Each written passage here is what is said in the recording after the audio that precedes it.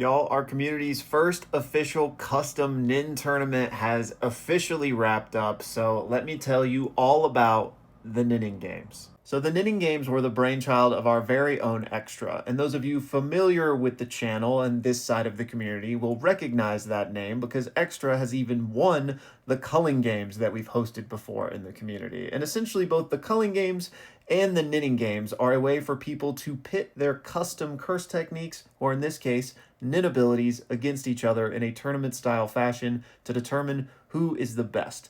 However, unlike the Culling Games, which is primarily just a, create whatever you want for your curse technique and then, debate against your opponent, for this, there was actually a more standardized system put in place so that people could have more equalized abilities. So Extra created an entire system that uses 10 points as your bank that you can kind of allocate to different stats in order to craft your ability, just to give it some more semblance of fairness, if you will. So essentially, all of the people here you see were the participants in the Culling Games, each with their own custom abilities. And it followed a debate-style format just like the Culling Games, where ultimately the winner of each matchup was decided based on a poll from everyone else. So the tournament began with typical 1v1 matchups. However, those that lost weren't just eliminated, but instead moved on to a loser's bracket, which was called the post-mortem nin bracket. And it was called that because all of them got a post-mortem nin boost, represented by gaining more points to allocate in the power system. Now, in the winner's bracket, it continued on not just with one-on-ones, but with a bunch of fun events. So things like introducing fun custom stadiums or Greed Island cards in order to spice things up, a literal aura farming contest, a cooking competition, kind of like the event in the Hunter's Exam, and a whole lot more. But meanwhile, in the postmortem nin bracket, instead of a 1v1, they had a 4v4 like big battle royale matchup. However, due to some disqualifications, ultimately 6 people moved on from that 8-person initial skirmish. The winner's bracket ultimately boiled down to 2 finalists, Franklin and Maho, and they each got to get their own boost to basically equate to the post-mortem nin boost that the loser's brackets had gotten. So Franklin chose to get his own guardian nin beast, very much like the Kakin princes in the Succession War arc, while Maho chose to have an awakening to become a specialist. Meanwhile, in the post-mortem nin bracket, they had a really fun event that was like a boss fight, essentially. So the 4 of them that were remaining fought against an NPC Pale Warden, which basically had 4 times the amount of stats compared to any of them individually.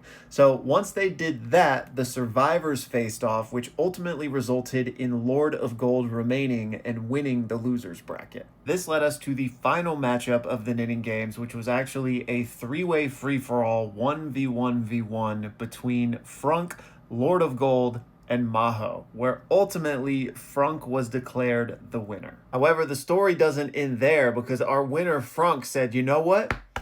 I got one more in me, and decided to put together a special exhibition match to truly crown off the Nenning Games. So essentially what happened here is that earlier on in the tournament, Frunk had fought off against Krios and had beaten him, but then Krios passed away during the post-mortem nin boss fight, the 4v1 against the Pale Warden. So essentially what they decided to do was kind of have a spiritual rematch to that, but with some increased stakes. So Krios was going to get a big stat boost. He's going to get more points to allocate. And he would face off against a team of Frunk and Lord. So if Krios was able to beat the both of them, he would be crowned the true winner of the Nenning Games. But if Frunk and Lord won, they would be the true winners. So Frunk would retain his title, and essentially Lord would be elevated to official runner-up. Ultimately, our tag team duo got the job done and became the winners of the first official Nenning Games in the community. I love this event. This was so fun, and it makes me so happy to see just how these things are evolving as the community continues to grow, because I love Extra's point allocation system for the Hatsus. Like the closer we get to TTRPG-esque stuff, I'm there for. And also, not only that, but just the way instead of typical 1v1s, all of these other fun events were interjected into this.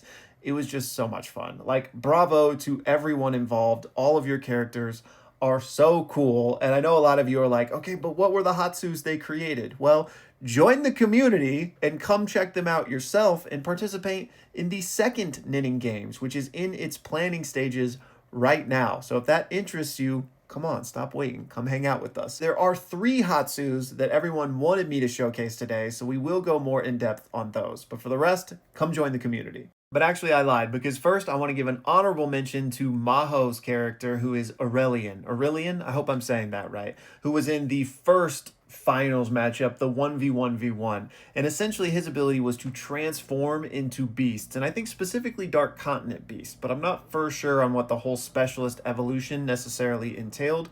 But essentially, if he came into contact with a creature's DNA, he could shift into that creature. So this was really cool. So the first Hatsu we're going to showcase today was one created by Halo for his character Nicholas, and this is called Magician's Trick.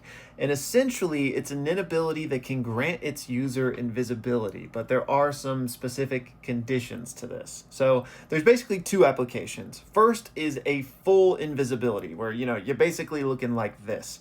And in order to do that, you must first obscure yourself from your opponent. So you can't just go invisible if somebody's looking at you. You need to hide first.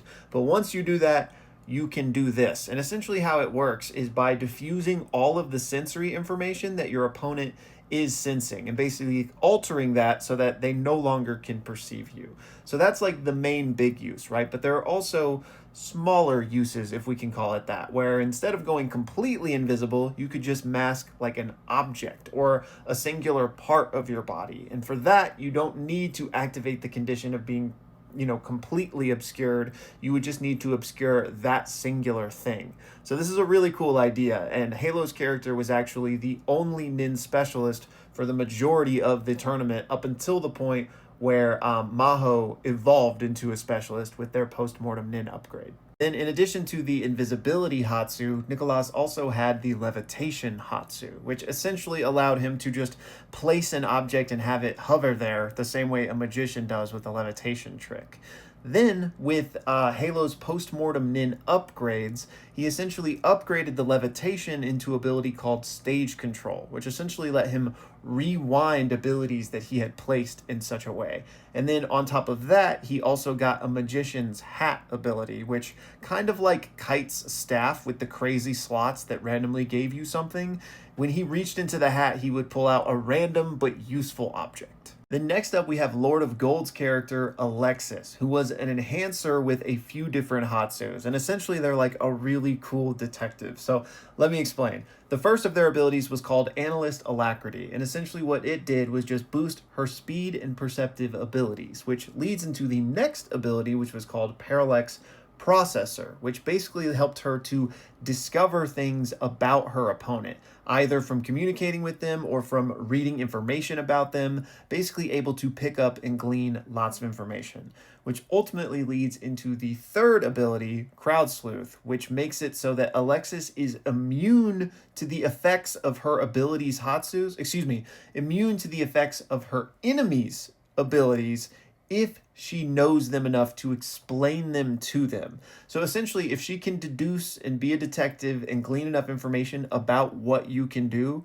and then tells you that, you can no longer harm her with it. For Alexis's post-mortem Nin upgrade, they got a Conjured Nin book that came with different abilities that helped them with their detective skills. So this book could take on 3 different forms, and it gave different bonuses depending on what form it was in. So first of all, there was a Watson form, which essentially just helped them deduce things. It was like a speaking book that could help them with the cases. There was a Moriarty form, which basically could give them bonuses or different utilities if you burned words within it. And then finally, there was a Lestrade form, which essentially could conjure up some Nin handcuffs to place on your enemy and force them to answer very specific questions that were contained within the book that would obviously help Alexis in understanding your ability to enact their main ability, Crowd Sleuth, in order to become immune to everything you can do. And then last but not least, we got the Big Daddy Crown Jewel winner himself, Franklin, whose character was named Baram, and I hope I'm pronouncing that correctly. Also, Frank did about like 90% of the art in this video, so shout out to him. But his character was a manipulator and also a game designer, which is going to make a bunch of sense here in a second, because his two Hatsus were topological select and mesh window, basically the tools that like a 3D animator would use. So basically he could use these Hatsus to manipulate objects as he saw fit. Then Bahram's post-mortem Nin ability was gaining the Nin Beast Cliffial, I think I'm saying that right, or the clippically accurate angel, and this is incredible. And he has different abilities based upon his feathers that he will shed from him, and these can become tangible or intangible based upon how he beats his wings. So basically, these distributed feathers can have different abilities based upon their amounts and arrangements. So some of the things they can do is create a divine line of symmetry, mirroring anything on one side of them to the other. Some of the other abilities include the capability to teleport if 3 feathers form a triangle, and the ability to form an impenetrable wall if you have a circle of 6 feathers. Man, again, just shout out to everybody who participated in this. This was such a cool event, and huge shout out to Halo, who put together this awesome pixel piece of everyone in the Nenning Games. Like, this is so cool. And of course, another immense shout out to Extra for putting this all together in the first place. And also shout out to Lord, who helped compile all of the information for this breakdown. Couldn't have done it without you. Just thank you guys so much. And again, if this is something you're interested in, come join us for the next one.